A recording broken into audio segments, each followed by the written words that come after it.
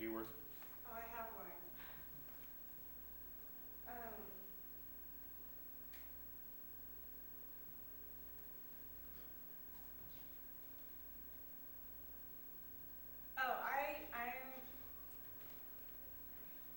I know all of this about George Carlin because I have been a fan of his for 11 years. I own his box set of 14 HBO special stand-up DVDs, his final book that was published in 2009 called George Carlin's Last Words, and I have seen him live in November of 2003 at the CenturyLink Arena.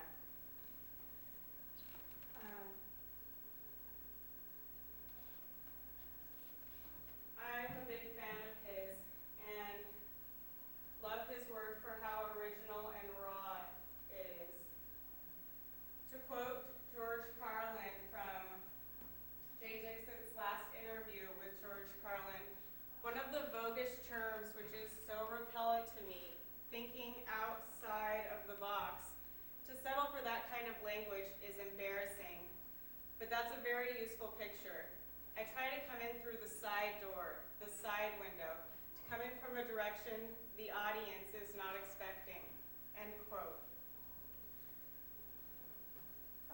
Today I'm going to explain to you what makes up George Carlin's comedy and what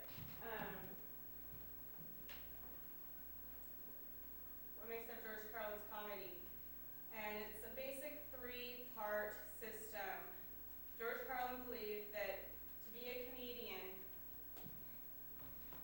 you have to be born into it. You have to have the genetics to be funny and to love words and to be a comedian. You have to be, or he also enhanced his comedy with philosophy. And then popularized his comedy through vulgarity. I'm going to go in depth on all of these, and so you can better understand his comedy and perhaps become more Carlin-esque. To begin, I'm going to start talking about genetics, which is where we all start.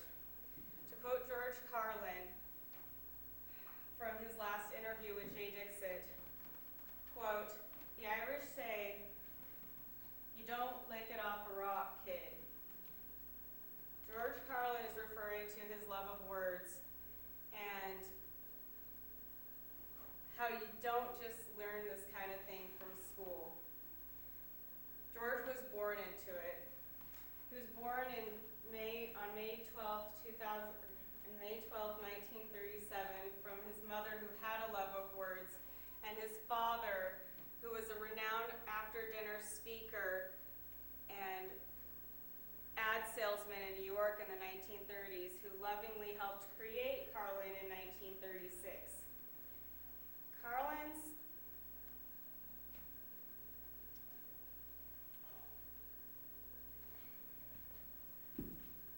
which is right there where he was conceived, just so you know. Carlin attended Corpus Christi Catholic School for his early years, which is where he began his class clowning. In 1953, Carlin graduated 8th grade, and his mother gifted him a tape recorder, which was his first tape recorder he's ever owned, and they were very rare then.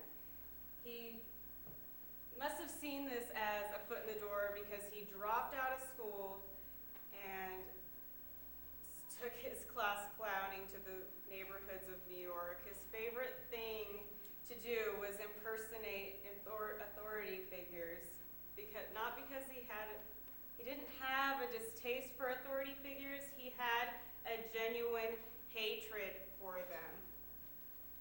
Carlin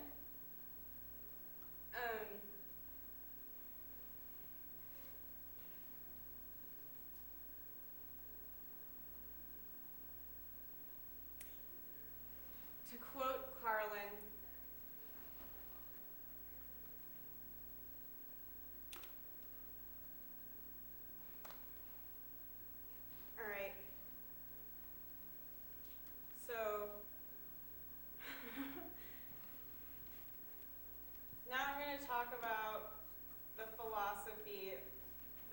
philosopher Carlin, who is quite popular. He has a quote that says,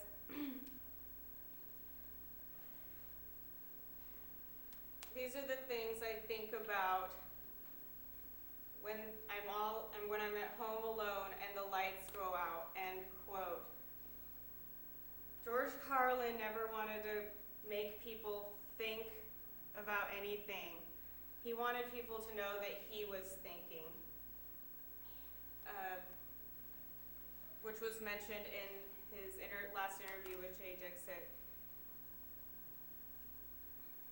And so now that I have let you know that Carlin's comedy has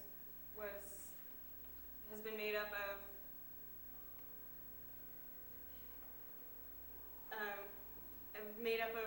how he was made, enhanced with philosophy and popularized by vulgarity, which was an FCC thing in 1978 and changed media forever. I just want you to know that you can be funny too. George Carlin said, "I like to spin out of here like one of those subatomic particles that they can't put a finger